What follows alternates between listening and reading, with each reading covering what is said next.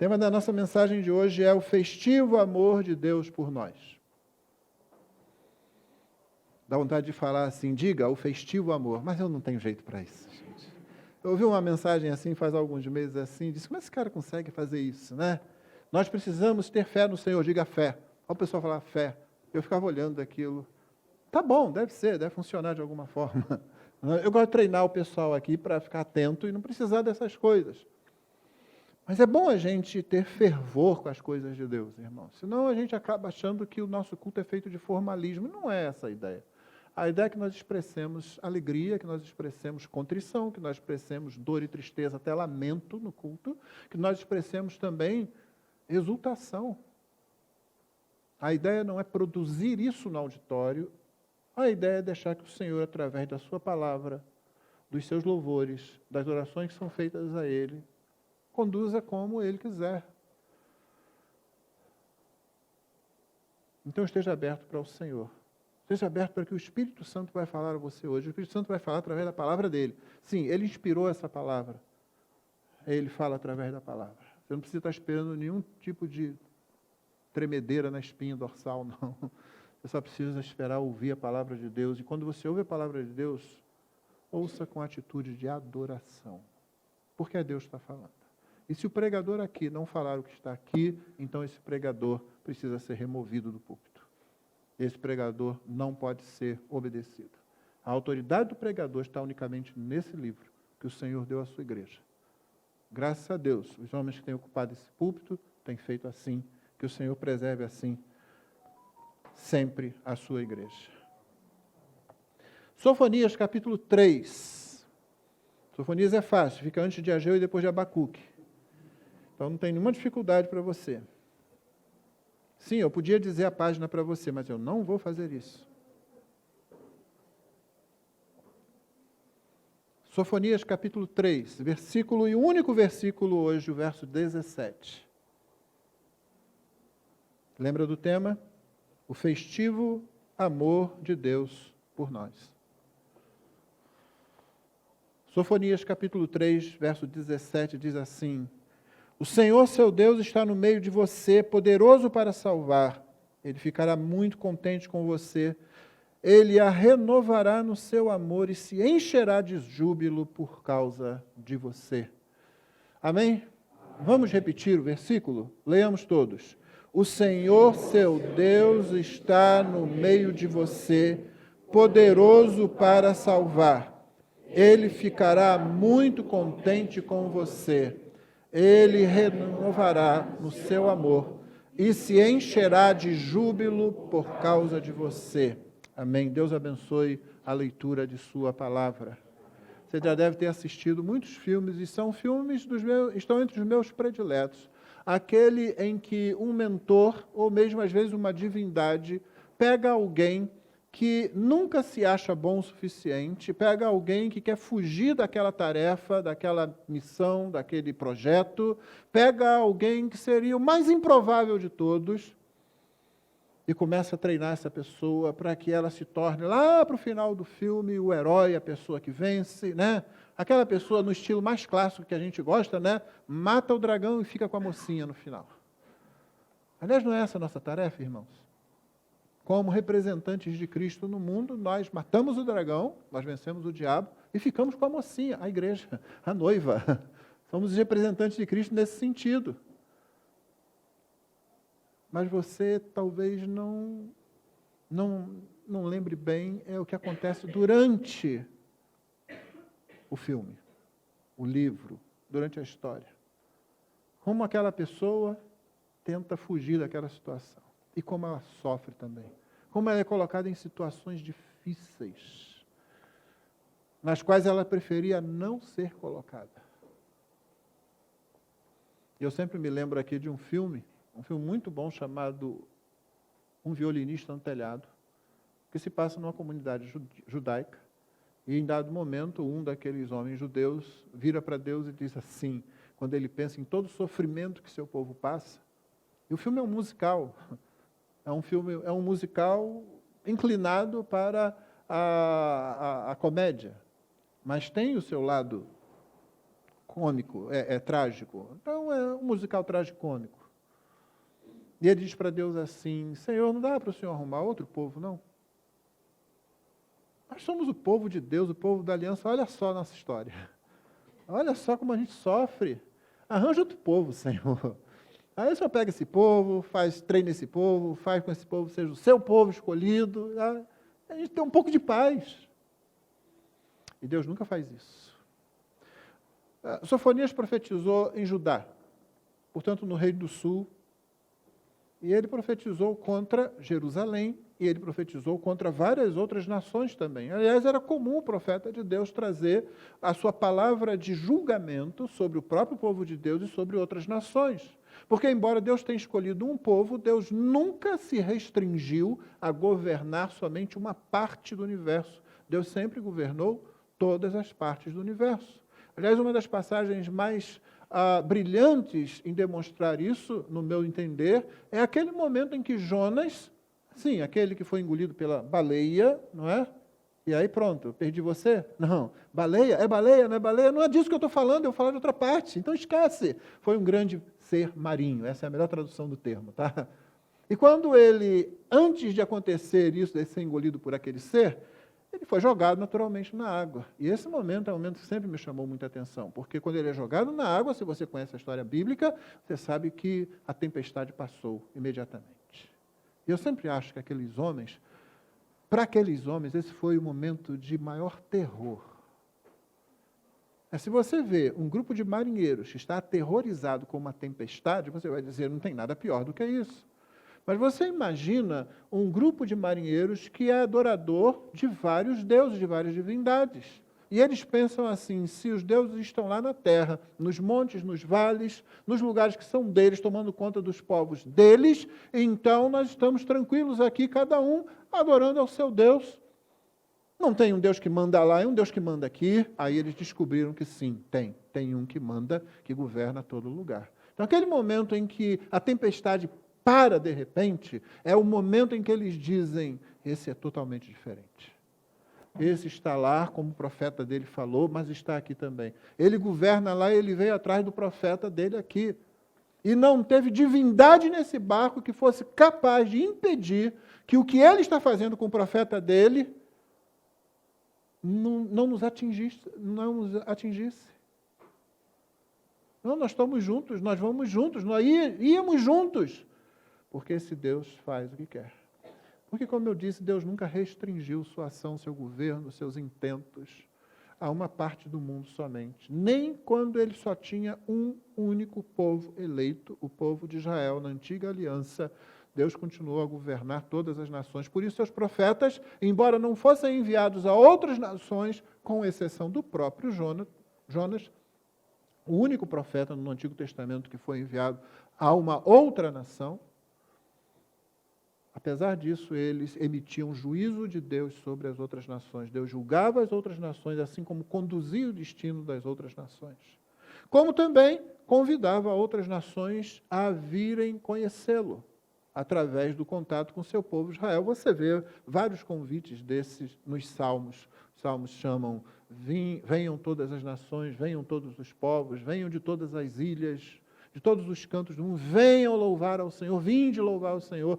Você sabe que há essas expressões repetidas vezes nos Salmos.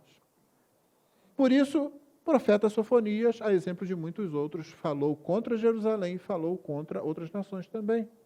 Mas, como é comum também em várias profecias, o profeta termina geralmente com uma palavra de graça, de misericórdia. É incrível isso. Deus manda os seus profetas para corrigir o seu povo. Na verdade, uma forma de você guardar a estrutura do Antigo Testamento na sua mente, que é muito fácil, é você pensar na lei de Moisés como sendo a base do Antigo Testamento e você imaginar o trabalho dos livros proféticos, o trabalho dos profetas, como sendo o de dizer assim, vocês estão se afastando da lei, voltem para a lei. Entendeu? É o trabalho dos profetas. Seja o que for que eles falem, seja o que for que eles façam, mesmo que sua profecia às vezes seja bem específica num ponto, em suma, o que eles estão dizendo é o seguinte, voltem para a lei. Era papel dos sacerdotes, era papel do rei dizer, estudemos a lei, persistamos na lei, permaneçamos na lei, e quando o desvio acontecia, o profeta vinha para dizer, volta para a lei, rei, volta para a lei, governador, volta para a lei, povo, volta para a lei de Deus. Na lei de Deus você é abençoado, na lei de Deus você é protegido, na lei de Deus você tem caminho certo, você tem visão, você sabe para onde você vai.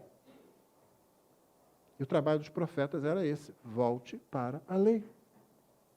Sofonias faz isso também. E como eu disse, com o julgamento vem sempre uma palavra de graça, uma palavra de misericórdia, uma palavra de expressão do amor de Deus pelo seu povo.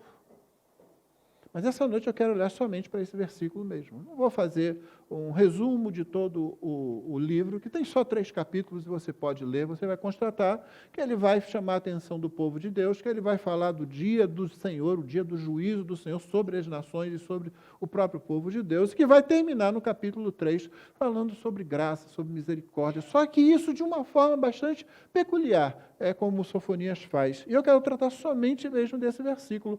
O Senhor, seu Deus, está no meio de você, está entre vocês, poderoso para salvar. A expressão aqui poderia ser traduzida com muito acerto como um herói poderoso para salvar. Ele ficará muito contente com você. Ele vai se deleitar com alegria, se regozijar com intensa alegria. Essa é a força do tempo, do modo do verbo hebraico. Ele vai renovar você no amor dele. O amor é de Deus. E interessante porque essa parte aqui talvez seja a única desse versículo que realmente é de difícil tradução. Só para você ter uma ideia sobre hebraico, irmãos. Às vezes você vê um versículo aqui com todas essas palavras, você vai olhar no hebraico, ele tem um número muito menor. Às vezes é 1/3 das palavras que você tem ali. É uma língua cuja formação, cuja estrutura é bastante abrangente. E uma palavra só precisa ser traduzida, às vezes, por 3 palavras. Isso causa alguma dificuldade. Além disso, a forma do verbo muda o sentido, muitas vezes, desse verbo. E há uma dificuldade aqui com esse, ele a renovará no seu amor, porque a expressão é muito próxima e alguns tradutores preferem, inclusive, você tem pelo menos uma tradução em português que diz, ele vai amar você de forma silenciosa, ele vai se calar no amor dele. Essa renovação do amor, na verdade, é o amor de Deus, que é intenso, e a forma do verbo, ela não está apontando no hebraico, e por isso a igreja recebe pastores que são mestres. Você pergunta, mas como eu ia saber disso se eu nunca estudei hebraico? Tenha pastor preparado, tenha pastor que seja mestre da palavra. Deus não abençoa a igreja com pastores mestres à toa, não. O crente ele pode dizer, eu não estudei esse idioma, o pastor não pode fazer isso, ele tem que ir fundo nisso. E ore pela Igreja de Cristo. A Fiel tem um projeto chamado Adote um Pastor. E é preciso que você lembre que a maior parte de igrejas no hemisfério sul não tem pastor preparado. Esse ministério que a Fiel tem, que era antigamente biblioteca do pastor, adote um pastor. A ideia é essa, dar preparo, dar livros, fazê-los participar de conferências, porque em muitos lugares não há condição de fazer isso. Eu já disse para os irmãos, já dei aula para seminarista embaixo de árvore na África. Mas eles estavam lá, firmes, aprendendo. E não era aulinha assim, tipo, tadinho, eles estão aqui, eles são pobres, um dos países mais pobres da África é a Guiné-Bissau. Não! Vocês vão ser pastores, então vamos aprender. Então vamos entender o que está aqui, então vamos mergulhar nisso aqui. Ore sempre por pastores que entendam que são mestres, que precisam ser. E deem tempo e apoio aos seus pastores para que eles possam estudar a palavra de Deus. Porque chegar aqui e falar um monte de coisa é fácil. A palavra exige mais do que isso. E vamos lembrar do aviso de Pedro, a respeito das cartas de Paulo. Ele disse, Paulo escreve desse assunto que eu estou falando, muitas vezes suas cartas, mas os incautos, eles torcem, porque às vezes é difícil compreender o que Paulo está escrevendo. Lembra disso? Lembra ou não lembra? Oh, que bom. Mas você lembra do que vem depois? Você lembra de por que Pedro está falando isso? É muito grave. Pedro diz assim, os quais, os textos de Paulo, os incautos torcem para sua própria perdição. A questão de compreender o que a Bíblia diz e dar atenção àquilo que nos parece difícil, não é uma questão de erudição, não é uma questão de dizer, olha, os pastores dessa igreja sabem isso, sabem aquilo. É questão de salvação. É questão de perdição eterna. Nunca diminua o valor do trabalho de alguém que prega a palavra para você e coloca para você o que está na palavra depois de estudar isso. É questão de vida ou morte, e vida eterna, ou morte eterna. Ok? Amém. Então, continuando. Ele pode ser traduzido assim porque aponta não para o objeto do amor, mas para a condição interna. Essa é a força do modo verbal aqui. O que está se falando aqui é do amor de Deus, é de como Deus sente esse amor pelo seu povo. Isso é muito interessante, porque o que está acontecendo aqui é como se você estivesse entrando numa certa intimidade do ser divino, da Trindade.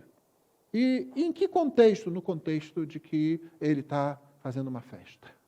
No contexto de que ele está se alegrando, de que ele está exultando, de que ele está cantando, de que ele está fazendo isso, e no meio do seu povo. O versículo 14 diz, cante, ó filha de Sião, grite de alegria, ó Israel, alegre-se e exulte de todo o coração, ó filha de Jerusalém. E as palavras hebraicas aqui são parecidas, na verdade, algumas são as mesmas do versículo 17, só que no verso 17 elas se referem a Deus. O Senhor, seu Deus, está no meio de você, poderoso para salvar. Ele ficará muito contente com você, ou seja, vai se deleitar com alegria, ele vai renová-la no seu amor, nesse amor que é intenso dentro dele, que provoca às vezes silêncio no ser divino, como Isaías 53:7 nos aponta, o Messias quando dá a vida pelas suas ovelhas, como é que ele faz?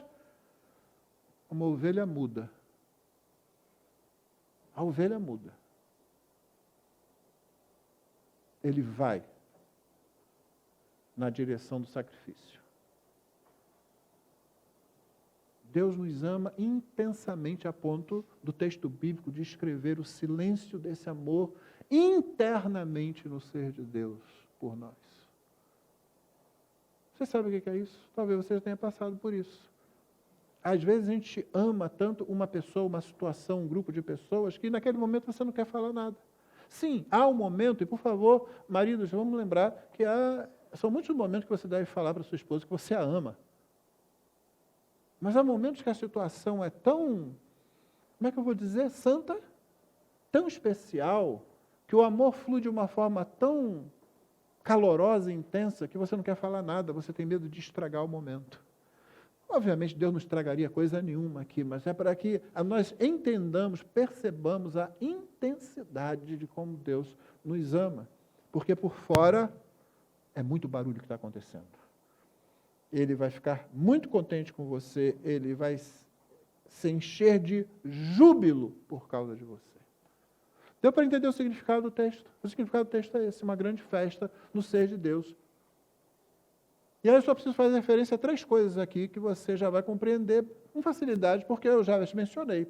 A primeira coisa é que Deus está no meio do seu povo quando isso acontece. Não importa muito o que aconteceu antes, você já tem uma visão do que aconteceu antes. O profeta está dizendo, vocês precisam se arrepender dos seus pecados e voltar. E quando vocês voltarem, vai haver festa. Exulta, filha de Sião, canta com alegria, grite muito de alegria. Deus no meio do seu povo. Essa é a primeira coisa. Irmãos, Deus sempre quer estar no nosso meio. Deus quer sempre estar no meio do seu povo. Muito mais do que eu e você queremos estar com Ele. Quando nós sentimos desejo por Deus, quando você sente saudades do culto congregacional, saudade de estar com seu irmão, tenha certeza de que Deus tem muito mais desejo de estar no nosso meio do que nós temos desejo por Ele. O nosso desejo sempre é imperfeito, nosso amor por Ele é sempre imperfeito, é sempre incompleto, parece que está sempre faltando alguma coisa. E, na verdade, nós devemos nos alegrar pelo fato de que amamos a Deus. Não deixa o diabo ficar jogando na sua cabeça aí que você não ama a Deus como deveria amar. Isso é verdade, a gente sabe disso. Quando ele vier para você dizendo isso, olha, aquele outro irmão ama a Deus mais que você, aquela irmã que está indo para o campo missionário, aquele que está distribuindo folheto, aquele que é ativo na igreja, esse ama a Deus, e você? Então, nenhum de nós ama a Deus como a gente deveria amar. Não se pressione com essas colocações do diabo, não. O problema do diabo é que ele é um mentiroso, quanto mais, mas de vez em quando ele fala verdades. E aí a gente fica lá, dando atenção. Nós não precisamos dele. A Escritura diz que nós somos sempre imperfeitos. Por que Deus tem prazer em ficar no nosso meio? Porque o meu amor imperfeito, ele é aperfeiçoado pela justiça de Cristo. Quando Deus olha para nós aqui reunidos nesse culto, Ele não vê a imperfeição do nosso amor, a imperfeição do nosso cantar, a imperfeição das nossas orações, a imperfeição da minha pregação. O que Ele vê é a justiça de Cristo que nos reveste. O que Ele vê é o nosso coração cheio do Espírito de Cristo. Ele vê o reflexo da sua glória em nós. E Deus tem prazer em estar no meio do seu povo. É por isso que no início da Escritura e no final da Escritura, lá no Pentateuco, lá no Apocalipse, você vai encontrar a promessa de Deus sendo falada, e ela é repetida ao longo da Bíblia: eu serei o seu Deus, habitarei no meio deles, e eles serão o meu povo. O texto diz: o Senhor, seu Deus, está no meio de você. Sim, vocês pecaram, sim, vocês erraram, mas Ele continua no meio de vocês. E isso é maravilhoso demais para a gente compreender. A gente vem para a igreja e fica preocupado se quem está à direção vai ficar aborrecido se você conversa, se a criança faz um barulho. É essa a preocupação. A nossa preocupação deveria ser: Deus está no nosso meio? E a resposta é sim, Ele está. Ele prometeu isso. Na verdade, Ele lutou para que isso acontecesse. Cristo veio ao mundo para que Deus pudesse habitar no meio de nós, eternamente. Segundo, Deus em festa. Você viu aí, não é? Ele é poderoso para salvar você, Ele ficará muito contente com você, Ele renovará no seu amor e se encherá de júbilo por causa de você. É Deus em festa. A gente vem às vezes para a igreja e, como disse a nossa irmã no início do culto, não sabemos como você vem. Muitas vezes não sabemos como o outro irmão vem ao culto, como uma irmã está aqui no culto, não é? Talvez a gente esteja saudoso de trabalhar para Cristo, saudoso de fazer a vontade de Deus. Talvez a gente esteja preocupado, como disse, né? Assustadora essa sua frase, né? A segunda-feira está logo ali na esquina. Precisava lembrar isso? Não é? O exame está esperando. A conta tem que ser paga. O relacionamento está meio estremecido. Todas essas coisas diante da gente, todas essas fraquezas diante da gente. E a gente às vezes esquece de festejar por causa disso. A situação do Evangelho, da graça, da igreja, e principalmente da igreja reunida, irmãos, é que essas tensões, elas convivem. Sim, você virá à igreja muitas vezes com o seu coração entristecido, com o seu coração cansado, às vezes com o corpo cansado, com o corpo adoecido. Ainda assim, você vai oferecer sacrifícios de louvor. Essa expressão é uma doce expressão a qual a gente precisa recuperar. Sacrifícios de louvor. Você imagina Jó? Pensa em Jó.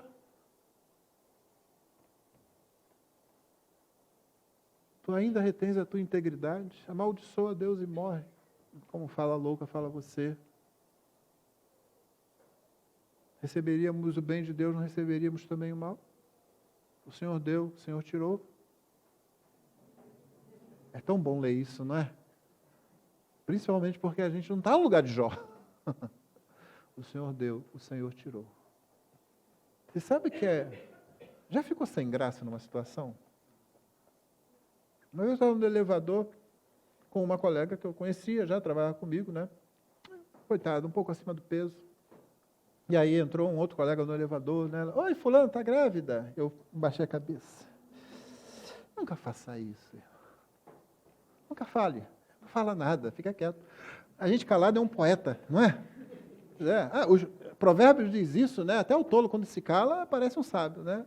Então você desconfiou, não é, fica assim, O Flamengo venceu ontem, né? Finalmente. Fala qualquer outra coisa. Você fica sem graça, é aquilo que a gente chama de vergonha alheia, não é? Ninguém nunca ficou tão sem graça quanto o diabo quando Jó disse isso. Ele não ficou só sem graça, ele desmontou completamente. Eu gosto muito daquela visão que eu vi de um pregador há muito tempo, que quando o diabo, que tinha comparecido diante de Deus, que tinha falado, Jó é isso, Jó é aquilo, né? Quando finalmente Jó responde dessa forma, né? O Senhor deu, o Senhor tirou, bendito seja o nome do Senhor. Aquela figura ficou gravada porque ele disse, nesse momento Deus pegou o diabo pelo colarinho, sim, sabe? Sim, eu não sabia que ele usava colarinho, fiquei sabendo ali. Aí pegou assim, está vendo? Ele é muito inferior a você em poder. Mas apesar de tudo que você fez, ele continua fiel a mim. Eu gostei mais do final, porque ele disse que Deus pegou o diabo e fez assim, jogou longe. A gente gosta dessas coisas, né? Desses finais assim, né? Apesar daquela situação de sofrimento, Jó ainda descansa em Deus. Eu quero imaginar como Deus ficou naquele momento. Sim, tome a liberdade de pensar em Deus assim. Deus é onisciente, pastor, ele não sabia o final da história. Você está achando mesmo que Deus não vive essas situações?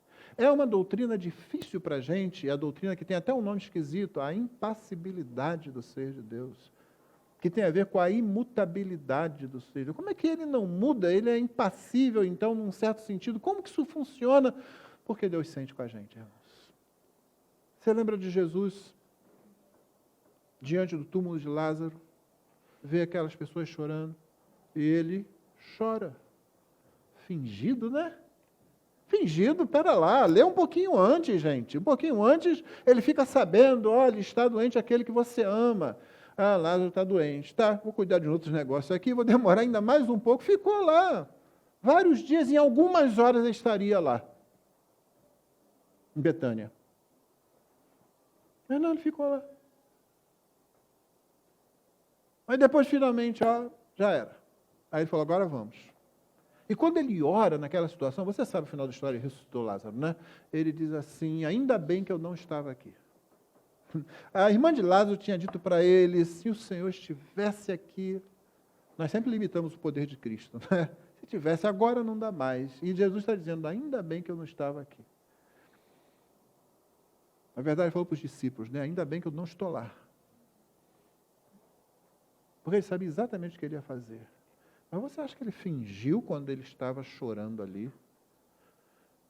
Cristo chora porque ele sabe, porque ele entende, porque ele percebe a nossa perplexidade diante da morte, a nossa completa impotência, com toda a nossa arrogância, daqueles que Tiago cita na sua carta, amanhã vamos em tal lugar, vamos negociar e vamos fazer. Tiago diz, olha, põe a mão na cabeça, você não sabe. É melhor você dizer, se Deus permitir, se estivermos vivos.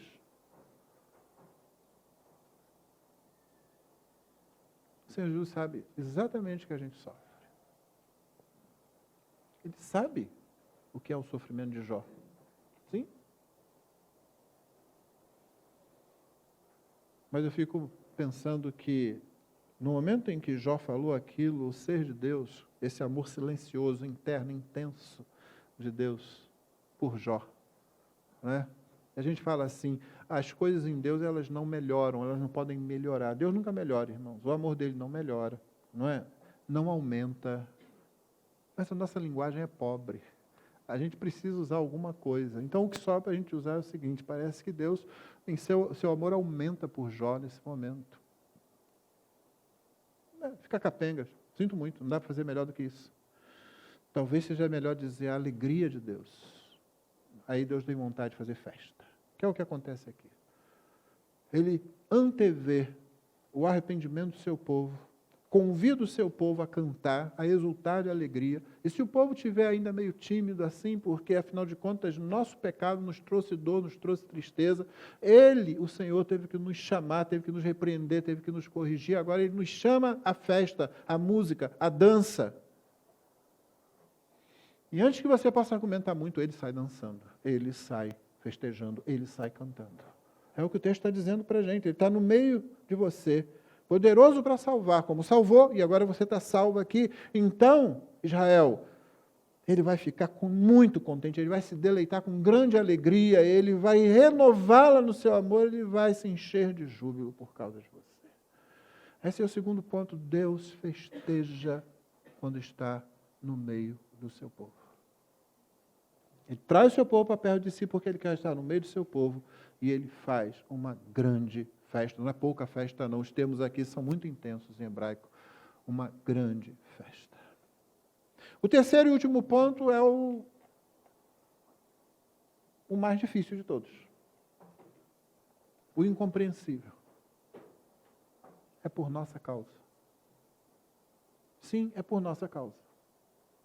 Eu sei o que alguém pode estar pensando, se você ler um pouco mais teologia sistemática e cristologia, sabe? Você sabe que Deus faz tudo por causa de si mesmo, sabe que Deus faz tudo por causa de Cristo. Isso não anula o fato de que é por nossa causa. Foi por nós. É o que o texto está dizendo, não é? Ele a renovará no seu amor e se encherá de júbilo por causa de você. No caso aqui, por causa de você, Israel, por causa do povo de Deus. Sim, é por nossa causa. O que você vai dizer diante disso? Se você tiver algum juízo, você vai dizer, não pode ser. Não pode ser. Não por minha causa não pode ser. Mas é por nossa causa. Porque nos amou. Nós somos, como diz o nosso tema antropológico, somos amados por Cristo. Isso foi bem exposto na mensagem hoje pela manhã.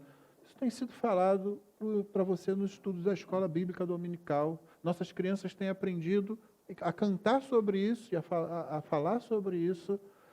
Irmãos, a eternidade vai ser pouco tempo para a gente desvendar o imenso amor de Cristo por nós.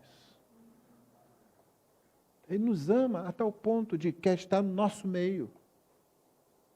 Cadê aquele mestre de você? Ah lá, está lá, de novo, no meio das meretrizes. Está lá com o publicano, está lá. Não é possível isso. E é lá que você vai encontrá-lo. Sim, é aqui no meio dos pecadores. É que ele quer estar. Eu disse, irmãos, ontem à noite, a igreja é difícil de ser amada, não é? Muitas vezes é difícil de ser amada. Sabe qual é o tipo mais difícil que você tem em relação à igreja? Aquela pessoa que foi magoada pela igreja. E como tem gente falando tolice aí na mídia por causa disso, esquece o que esses tolos dizem, né? Vamos ficar com o que a Escritura ensina a respeito desse assunto. Primeiro, nós entendemos, sim, a igreja pode ser muito cruel. Os irmãos sabem aqui nessa igreja, você sabe, como a igreja pode ser cruel com missionários. Você sabe disso. Essa igreja é treinada nisso, é ensinada nisso. A igreja pode ser cruel com seus membros. Liderança da igreja, pastores da igreja podem ser terrivelmente cruéis, injustos. Sim, isso acontece. Porque a igreja é formada por pecadores, redimidos, mais pecadores. O que a gente faz? Joga a igreja fora? Chuta a igreja? É às vezes muito difícil recuperar alguém assim. Já encontrou alguém assim? Ao longo da minha vida pastoral e de crente, já encontrei muitas pessoas assim. Uma colega de trabalho que disse, não, eu já fui crente. Quando você conversa com ela um pouco, você sabe que ela nunca foi crente, mas ela foi membro da igreja, foi esposa de pastor. E aí? O que acontece com isso? E quando ela conta o que o marido fez na vida dela, na vida das filhas, você começa a entender, obviamente, a dor dela. E quando ela explica por que ela se afastou da igreja, como a igreja tratou de forma muito desastrosa uma situação difícil, você se sente tentado a dizer com o mundo, tem razão. Não tem razão, nada justifica se afastar do povo que Deus olha, vê, entende o erro, conhece o erro como ninguém, diz assim, eu quero estar no meio deles e vou dar uma grande festa quando isso acontecer. A gente tem que pensar isso. Nada vai justificar eu me afastar da noiva de Cristo. Lembra do que eu falei ontem? Eu disse, a frase não é minha. Jesus não veio desposar uma nobre de alta casta, virgem. Não, ele veio pegar uma prostituta que estava na lama da sarjeta. É de lá que ele nos tira, é ao lado dele que ele põe. Ele lava, ele limpa, ele purifica e coloca do seu lado e diz, é a minha noiva. Eu quero estar com ela. É por causa da gente. É por nossa causa. Você já ouviu esse final de semana, então, o suficiente para, durante essa semana, Você falar sobre isso, você falar sobre isso com seus filhos, falar sobre isso com seu marido, com sua esposa, é por nossa causa. Ele nos ama e não tem nada que a gente possa fazer que o faça desistir disso. Então, sim, ele é aquele mentor, é aquele treinador daqueles filmes que eu falei no começo, né? E que você está lá, Senhor, me esquece, me deixa de lado, e ele continua, e ele vai atrás. Não. Eu quero que você seja exatamente o que eu planejei que você deveria ser. É isso que você vai ser. Eu não vou desistir enquanto você não estiver lá. E depois que a gente estiver junto por toda a eternidade, eu vou continuar trabalhando em você. Você pensou que você ia morrer e ir para o céu, Cristo volta, você vai para o céu, e pronto, agora a aposentadoria. Não existe aposentadoria, não, irmão. Se era essa a sua ideia, sinto muito, está no lugar errado. Mas a alternativa não é muito boa, não. Tá? Mas não existe aposentadoria, não. Não existe, não. Pelo contrário, o Senhor vai continuar nos aperfeiçoando. Aperfeiçoamento não tem nada a ver com presença de pecado. Não, na ausência do pecado, nós ainda seremos aperfeiçoados. Porque o padrão é Cristo. Só por isso você já sabe, não vai parar ali, não. É por isso que a gente diz, não é um fim, é um começo. A morte do crente é um começo. A volta de Cristo é um começo. Porque Deus tem prazer em estar no meio do seu povo, porque Ele faz isso com grande alegria e grande festa, e é sim por nossa causa. Posso falar isso aqui tranquilo, né? Jonatas hoje estava preocupado corretamente, né? Porque o negócio de olhe para o seu irmão, na hora da ceia, não é? Mas há algumas coisas que a gente pode falar com tranquilidade num ambiente como esse. Um desses aí. Uma delas é essa. É por nossa causa. Porque ninguém vai sair daqui dizendo, olha, eu sou uma rainha. Olha, eu sou um príncipe do Senhor. Olha, tinha uma aluna ontem que ficou me lembrando aqui, porque eu não gravo essas coisas, não sei se eu tinha que assistir esse negócio, que alguém falou o quê? Que eu sou o centro do coração de Deus. Uma tolice dessas aí. Eu não lembro da frase direito. Centro do coração de Deus? É isso mesmo? Você anda ouvindo isso? Eu não consigo lembrar desse negócio.